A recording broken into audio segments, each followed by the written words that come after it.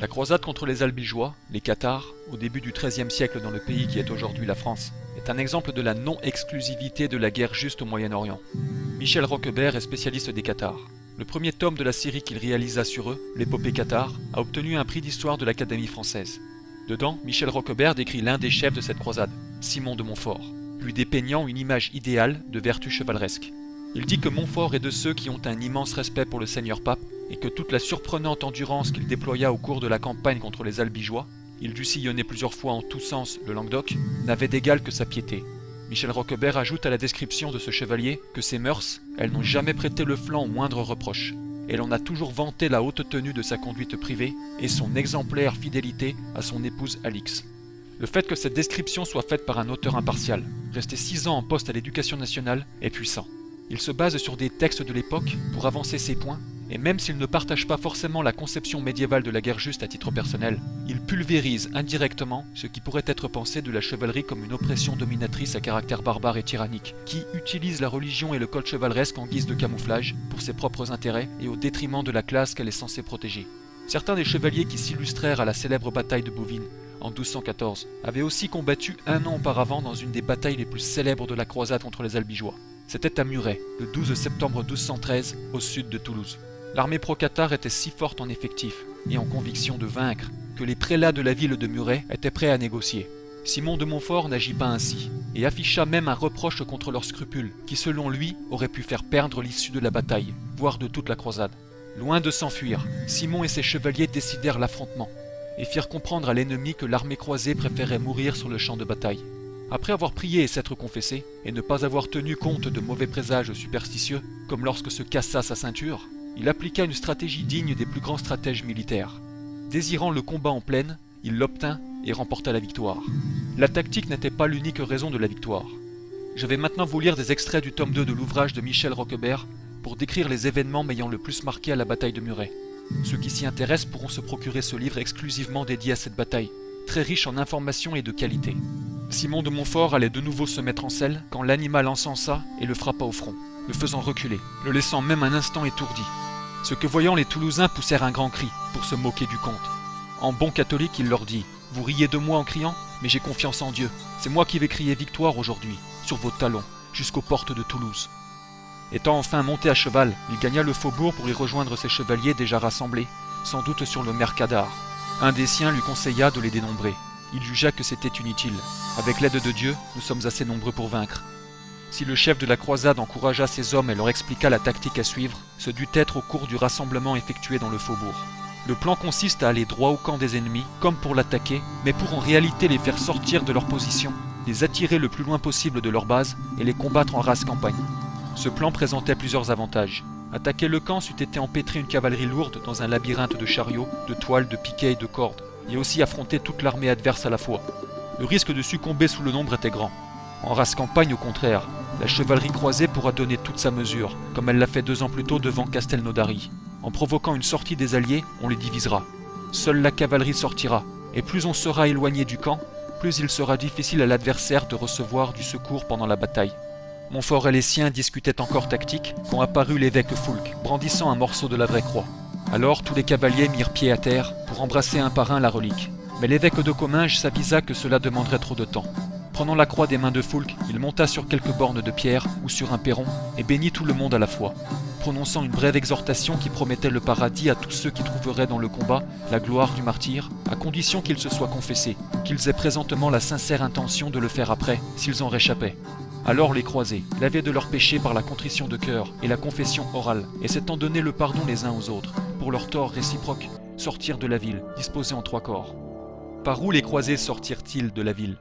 Par une porte qui regardait vers l'est, alors que le camp était à l'ouest. L'existence de ce fameux châtelet d'angle, qui permettait à la porte de Salles d'ouvrir à la fois sur le sud-ouest, la route de Salles, et sur l'est, c'est-à-dire sur la Garonne, ou du moins sur la berge qui longeait le pied du rempart. Quitter Muret par cette berge présentait pour les croisés un double avantage. En partant du côté opposé au camp allié, Montfort trompait l'ennemi sur ses véritables intentions, et cette fuite simulée devait logiquement attirer la cavalerie adverse dans la plaine. Et nous savons qu'il voulait l'attirer le plus loin possible du camp. De surcroît, cet itinéraire mettait la cavalerie croisée à l'abri d'un tir éventuel des Toulousains, dont les arbalétriers auraient pu se porter en avant du camp. Tandis que la troupe s'ébranlait, les religieux entrèrent dans l'église pour prier. Ils le firent à si haute voix, et leur émotion était si forte, étant donné la grandeur du péril, qu'ils poussaient de véritables clameurs. On devrait dire qu'ils hurlaient plutôt que de prier. On montre encore à Saint-Jacques de Muret la chapelle dite du Rosaire, où la tradition populaire veut que les prélats de la croisade se fussent tenus rassemblés pendant le combat. La bataille de Muret fut bien une bataille rangée, et c'est là qu'est la clé des manœuvres des deux adversaires. Parce que la chevalerie constituait la force de frappe de leurs armées, ils cherchaient tous deux le même type de combat. Comme il importait au plus haut point d'avoir l'initiative et de ne pas se laisser surprendre, chacun avait intérêt à provoquer le choc. Il ne pouvait le faire qu'en attirant l'ennemi hors de ses positions. Les alliés occitans par une attaque de la ville, les croisés par une fuite simulée, suivie d'un retour offensif en direction du camp. La tactique elle aussi est simple, charger avec la plus grande violence, mais selon la méthode du bélier, par coups successifs. D'où la division des troupes en plusieurs corps, comme ce fut le cas de part et d'autre à Muret. Michel Roquebert dit que si, en définitive, on condense sans chercher à broder dessus les données fournies par les sources, on s'aperçoit que les choses se sont passées très vite, et l'on obtient la description d'un classique combat de plaine, où des manœuvres très simples se détachent sur la confusion générale inhérente à ce genre d'affrontement. Dès que les deux armées furent en vue l'une de l'autre, la cavalerie française s'élança sur l'adversaire, à travers un marais, tandis qu'une partie des Aragonais, le roi et un petit nombre de compagnons, se porta immédiatement à sa rencontre. Au moment même où l'escadron du roi d'Aragon se jette à son tour dans la mêlée, les croisés, dont la charge extrêmement puissante a désorganisé la première ligne alliée, aperçoivent la bannière royale et la prennent pour cible. Conscient néanmoins du danger encouru par ces deux premiers corps, et craignant de les voir submergés par des adversaires très supérieurs en nombre, Montfort décide de frapper sur leur réserve avant même qu'elle intervienne. Il la prend de flanc alors qu'elle est encore rangée en ordre de bataille derrière un fossé. Le chroniqueur Pierre Desvaux de Cernay s'attarde sur la force et la vaillance du chef de la croisade au cours de cette ruée sur la réserve adverse.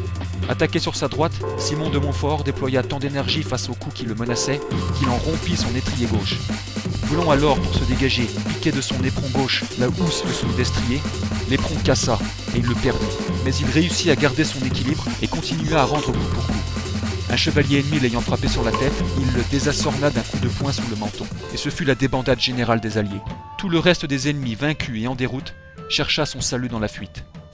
Quand ils virent leurs adversaires lâcher prise, les croisés des premiers et seconds escadrons la prirent en chasse, attaquant tous les traînards et en tuant plusieurs milliers. Montfort ne participa pas à ce massacre. Il suivit les deux escadrons qui pourchassaient les vaincus, mais avec une lenteur calculée, de façon à ce que si par hasard les ennemis se regroupaient et reprenaient le courage de résister, ceux des nôtres qui s'étaient égaillés à la poursuite des fuyards pussent se regrouper autour de lui. La bataille proprement dite était terminée. Quant à la mort du roi d'Aragon, Michel Roquebert apporte quelques précisions. Une troupe qui aperçoit au combat la bannière du roi ennemi va concentrer là tous ses coups. Non pour tuer le roi, mais pour le faire prisonnier. Tout autant que sa mort, sa capture désorganisera son armée, mais elle aura pour les vainqueurs l'avantage de sauvegarder une précieuse monnaie d'échange. Dans quelles circonstances survint-elle exactement? Le laconisme des sources fait un navrant contraste avec la grandeur funeste de l'événement. Aussi le moindre indice est-il précieux si l'on veut tenter de serrer au plus près les faits. Nous savons par Pierre Desvaux de Cernay que le roi était en deuxième ligne, mais le chroniqueur ajoute cette précision. En outre, il avait échangé ses armes et en avait revêtu d'autres. Par arme, il faut donc entendre ici non point au sens étroit l'épée ou la lance, mais l'équipement armorié. Une troupe qui aperçoit au combat la bannière du roi ennemi va concentrer là tous ses coups, non pour tuer le roi, mais pour le faire prisonnier. À demeurer ainsi anonyme au cœur du combat, le roi s'expose sans doute à être tué comme un quelconque chevalier, mais il évitera que tout le poids de l'attaque ne pèse sur lui, et même il le détournera sur celui de ses compagnons qui portent ses armoiries.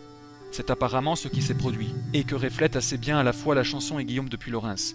Ce dernier nous dit que les croisés aperçurent l'étendard royal et se ruèrent alors sur l'endroit où ils l'avaient vu. C'est cette attaque qui enfonça le second corps allié. Sous ses armes d'emprunt, Pierre II, roi d'Aragon, fut pris à partie comme tous les autres combattants. C'est alors que, se voyant menacé, il se découvrit. « Je suis le roi », s'écria-t-il, mais il ne fut pas entendu. S'il avait été, il n'eût pas été tué.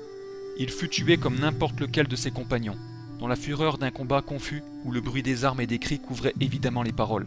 Le corps de Pierre II resta là où il était tombé. Quand tout fut terminé, Montfort parcourut le chemin de bataille à sa recherche. On finit par trouver le cadavre.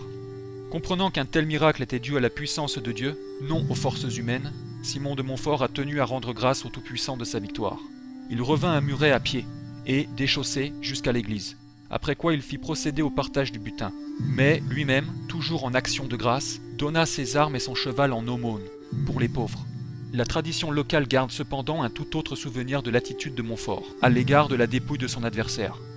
Un texte ariégeois du XVe siècle connu sous le nom de Chronique romane des Comtes de Foix assure que Simon de Montfort la traîna à la queue de son cheval jusqu'au confluent de la Garonne et de l'Ariège. En réalité, et vraisemblablement le soir même du combat, car il fallait éviter qu'il fût la proie des bêtes, les hospitaliers de Toulouse demandèrent à Simon de Montfort de relever eux-mêmes le corps du roi, Pierre II d'Aragon, ainsi que ses compagnons d'armes, qui étaient comme lui oblats de leurs ordres.